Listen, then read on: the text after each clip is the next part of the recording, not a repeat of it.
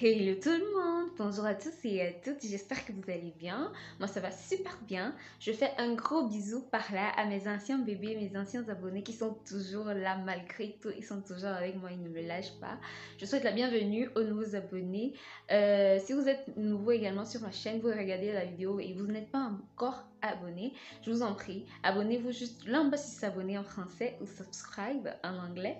Ensuite, activez la cloche de notification pour être au courant à chaque fois que je publierai une nouvelle vidéo. Sur cette chaîne, nous parlons de développement personnel, d'astuces de vie quotidienne, de beauté, de santé, mais aussi de spiritualité. Alors, si ce sont des sujets qui te parlent, n'hésite pas et surtout lâche-moi toujours un pouce bleu à chaque fois que je fais une vidéo qui te plaît. Donc, sans toutefois tarder, on va parler du thème d'aujourd'hui.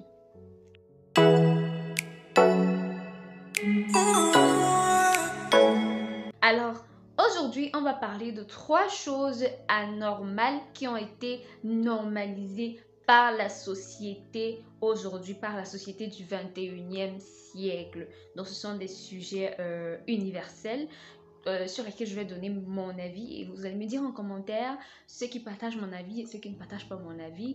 Mais dans ce cas, chacun a son point de vue, chacun a son avis, mais je voulais partager le mien avec vous pour que vous essayiez un peu de me dire, pour qu'on essaye un peu de commenter, que vous me dites ce que vous en pensez. Donc sans toutefois tarder, hein, c'est de ça qu'on va parler et on va commencer tout de suite. Alors la première chose anormale qui a été normalisée par la société au 21e siècle, c'est la beauté féminine, c'est-à-dire la société a donné, je veux dire vraiment, a présenté je veux dire une qualité de beauté à laquelle devraient s'arrimer toutes les jeunes filles. Alors ça, ce n'est pas du tout normal. Pourquoi? Parce que, comme vous le savez, moi je suis chrétienne, je crois en Dieu. Ce serait comme dénigrer la créature de Dieu. Parce que Dieu, en nous créant, il n'a pas été fou. Il sait comment il a créé chacun d'entre nous. Et lorsqu'il nous a créés, il connaissait pourquoi il nous a créés avec cette couleur de peau, avec cette texture de cheveux, avec ce corps, avec.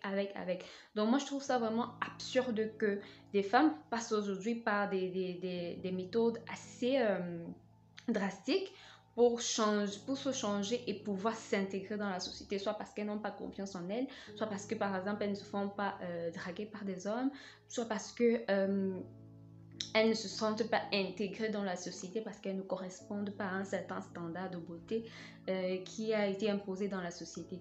Alors je vais commencer par le premier standard qui est le teint. Alors je vais parler particulièrement des Africains parce que on entend en Afrique, soit on est noir foncé, soit on est une teinte chocolatée, soit on est clair, mais on reste toujours africain. Comme moi, j'ai une peau claire, mais je suis africaine. Donc, c'est un peu de ça qu'il s'agit.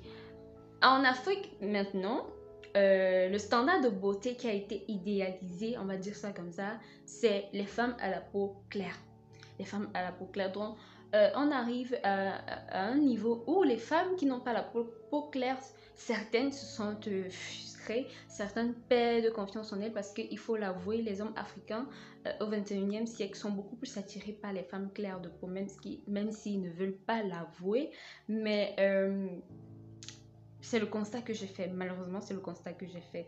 Et on a même des hommes qui incitent leurs femmes à faire de la dépigmentation volontaire. Donc, on a des femmes aujourd'hui qui se dépigmentent la peau pour plaire à leur homme, qui se dépigmentent la peau pour être acceptées, pour être épousées par des hommes, pour être acceptées par des hommes. Et je trouve ça vraiment dommage parce que se dénaturer comme ça juste pour intégrer le standard de beauté imposé par la société, je trouve ça vraiment dommage parce que on perd notre identité. C'est un peu comme si on insulte la créature de Dieu. On perd ce qui fait que nous sommes ce que nous sommes. Donc, moi, je trouve ça vraiment dommage. Et surtout, pour nous, en tant qu'Africains, notre teint, c'est notre identité culturelle. Si tu es clair naturellement, reste comme tu es. Ne cherche pas à ajouter des produits. Surtout que ces choses-là ont des résultats très néfastes au niveau sanitaire. Sanitaire que la plupart des femmes qui font la dépigmentation savent, elles le connaissent, mais elles prennent quand même le risque de le faire. Moi, je trouve ça vraiment dommage parce que je pense qu'on devrait s'accepter, pas essayer de parfaire notre unicité en prenant soin de nous, tout simplement en faisant du sport, en faisant des gommages, des soins corporels et tout, mais en restant nous-mêmes, en essayant de ne pas faire de la dépigmentation volontaire ou toute autre chose. Également, on a le phénomène toujours dans le standard de beauté imposé par la société, on a des jeunes filles aujourd'hui qui se purgent avec du cube en Afrique. Et on a des jeunes filles qui se purgent avec du cube pour avoir les formes là, pour avoir les formes du bas du corps. Ça, c'est encore plus horrible. Parce que justement, les hommes ont fait comprendre aux femmes que voilà, c'est ce qui est attirant, c'est ce qui est bien. Et donc, pratiquement, la plupart des jeunes filles veulent passer par là, voilà, pour se faire intégrer, pour se faire accepter. Mais moi, je vais vous dire aujourd'hui, vous n'avez pas besoin de tout ça. Vous n'avez pas besoin de vous changer, de changer la personne que vous êtes pour plaire à des gens à des éternels insatisfaits, à des hommes qui vont toujours vous tromper, peu importe ce que vous allez faire, ou pour plaire à une société qui, je ne sais pas, mettre votre santé en péril. Ça a été médiatisé hein, il y a quelques temps. Des jeunes filles qui s'étaient purgées avec du cube et qui ont payé les conséquences de cet acte parce que ça a mal tourné. Je crois que ça s'était infecté et puis ça avait enflé et tout. Bref, elles se sont retrouvées aux urgences et je n'ai pas eu suite de leur état de santé, mais vraiment, c'était pas bon. Donc, c'est pour vous dire, je me suis mes petites sœurs aujourd'hui. Moi, je suis totalement déçue, je sais même pas quel terme employer quand je vois des jeunes filles qui font ça, c'est dépimentent la peau, qui se purgent avec le cube, qui font de la chirurgie esthétique pour entrer dans ce standard de beauté là qu'il faut avoir le corps à la Beyoncé, le teint clair et tout pour être une femme intégrée dans la société alors que pas du tout, vous n'avez pas besoin de tout ça. Acceptez votre unicité. Tous les corps sont beaux, il suffit juste d'avoir confiance en soi, de prendre soin de soi. Et prendre soin de ça, ce n'est pas faire de la dépigmentation ou s'injecter du cube, c'est simplement faire du sport, faire des gommages, toutes les astuces que je donne souvent ici. Donc, vous n'avez pas besoin de vous mettre en danger, de mettre en danger votre santé pour être des femmes, de belles femmes. Tous les corps sont beaux, il suffit juste d'avoir confiance en tout. Tout est à l'intérieur. Des fois, vous voyez une personne qui n'est pas vraiment fameuse physiquement pour vous, mais ce qu'elle dégage est bien plus important que ça. Donc c'est ça, c'est l'intérieur qu'il faut travailler. Il faut travailler la confiance en soi. Il ne faut pas aller se dépigmenter la peau ou se défriser par exemple les cheveux ou bien se purger du cube. Moi je pense que en tant qu'Africain, on a deux identités culturelles que nous devrions garder au moins pour que on préserve cette unicité-là. C'est notre teint naturel et nos cheveux. C'est-à-dire, si tu es clair naturellement, tu restes clair naturellement. Si tu es noir naturellement, tu restes noir naturellement. Pour moi, c'est ça. Et je trouve ça vraiment dommage qu'aujourd'hui, beaucoup de femmes ne s'acceptent pas, beaucoup de femmes perdent confiance en elles parce qu'elles veulent entrer correspondre aux standards de beauté imposés par la société d'aujourd'hui. Donc ça, c'est vraiment dommage. Alors, la deuxième chose anormale qui a été normalisée par la société du 21e siècle, et je crois même tous les siècles, c'est l'infidélité de l'homme. Oui. L'infidélité de l'homme, malheureusement, a été normalisée par la société aujourd'hui, alors que ce n'est pas du tout normal. En effet, tous les hommes ne sont pas infidèles. Il y a des hommes fidèles, il y a des hommes qui respectent la femme, il y a des hommes qui reconnaissent la valeur de la femme, il y a des hommes qui n'aiment pas sexer à gauche et à droite, il y a des hommes qui se respectent, qui respectent leur corps. C'est vrai que de nos jours, c'est vraiment difficile, c'est très rare, mais ce n'est pas impossible. Comme il y a des femmes fidèles, il y a également des hommes fidèles. Donc arrêtez vraiment de mettre dans les têtes des femmes. Et ce qui me désole encore plus, c'est qu'il y a des femmes qui se sont déjà mis ça en tête. De telle sorte que lorsque tu converses avec une femme, tu lui dis que non, toi tu ne peux pas te mettre avec un homme infidèle, elle va limite se moquer de toi et te dire que ça veut dire que tu ne vas jamais te mettre en couple. Donc pour elle, la philosophie c'est accepte ton infidèle et prends les Doliprane. Donc prends ton mal de tête et prends le Doliprane. Et ça, je trouve vraiment absurde parce que pour moi, la vie est tellement belle et elle est courte et on doit faire les choses qu'on aime. On doit être heureux. L'objectif de la vie pour moi, c'est être heureux.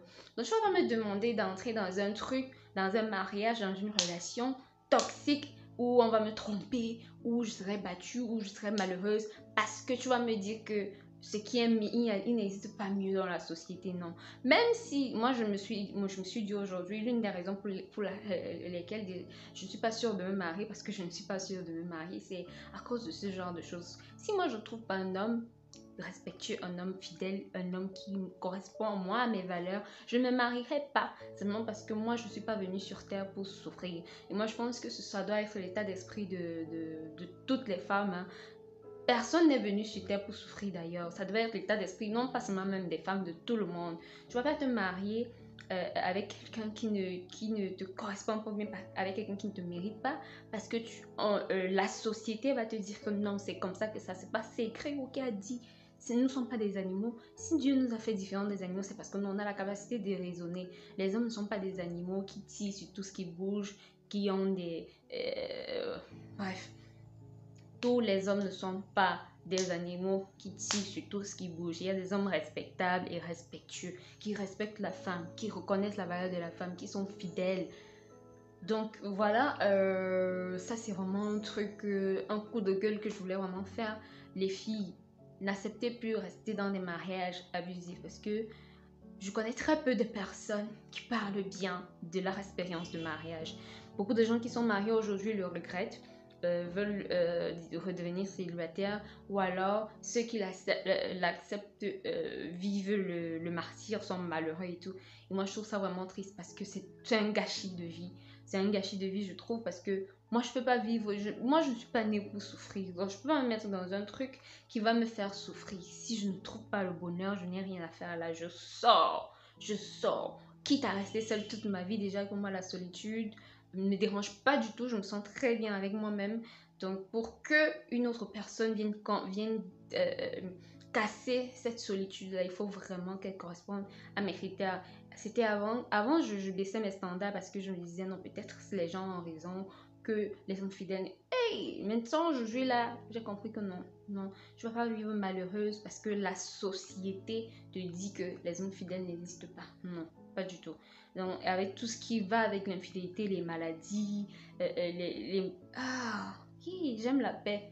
Non. Donc voilà, moi je pense que toutes les femmes doivent être dans cet état d'esprit, encore plus toutes les femmes de cette chaîne qui me suivent. Réveillez-vous les filles, on n'est pas venu sur le terre pour souffrir. C'est pour ça que moi je vous dis toujours, soyez indépendantes. N'attendez pas dépendre d'un homme. Soyez indépendante sur tous les plans. Sachez être bien avec vous-même dans votre solitude. Sachez apprécier votre propre compagnie. Soyez votre propre meilleure amie. Soyez indépendante financièrement. Ne soyez pas des dépendantes affectives et vous n'accepterez pas n'importe quoi dans votre vie. On va vous respecter. L'homme qui va vous aimer va vous respecter, va vous donner tout ce que vous avez toujours désiré. Donc, mettez-vous en prière. Mettez-vous en prière. Demandez à Dieu de vous donner un homme bien. Maintenant, celles qui peuvent supporter l'infidélité, qui aiment souffrir, allez-y souffrir.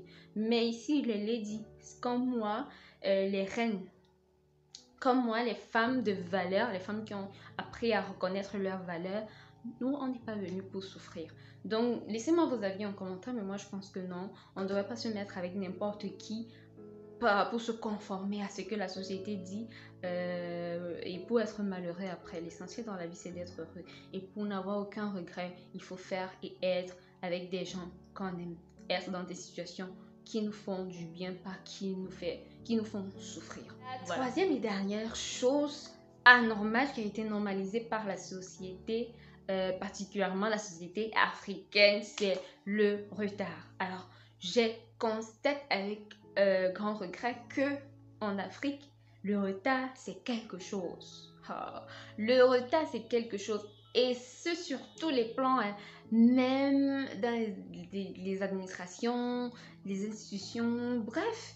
Tu organises quelque chose, un événement ou une sortie ou quoi que ce soit, tu mets une heure, tu dis 14 heures. Les gens vont débarquer à 16 heures. Et le pire, c'est qu'ils vont démarquer en riant, en disant c'est l'heure des Camerounais. Quand tu vas essayer un peu de te fâcher, on va te dire que c'est l'heure des Camerounais parce que moi, je suis camerounaise. L'heure des Camerounais, Qu'a dit ça s'écrit où? C'est pas du tout normal, donc n'acceptez plus ça. Soyez des personnes fermes et des personnes qui ont des limites et les gens vont vous respecter. Parce que si vous décidez de vous laisser aller à ce mode, à ces situations, à ces choses bizarres que les gens normalisent là, vous ne serez pas respecté. Sortez du lot et vous aurez le respect, je vous assure. Si vous organisez vos événements, vous dites 16h, quelqu'un arrive à 18h, il trouve que c'est fini.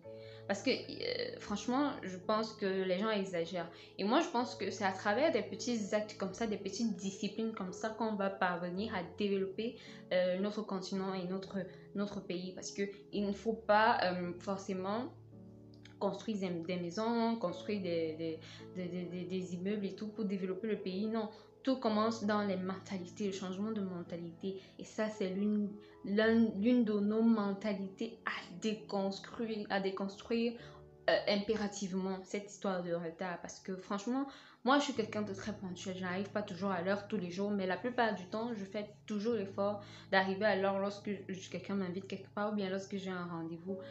Limite, quand je suis en retard, je suis pas bien. Je suis pas bien du tout parce que pour moi, c'est avant tout même une affaire de respect. C'est une affaire de respect. Lorsque quelqu'un t'invite et tu arrives à l'heure, c'est du respect. On va pas par exemple t'inviter à un entretien d'embauche, tu vas arriver en retard. Tu sauras que tu es dans les problèmes parce que tu sais que tu dois du respect à ton employeur.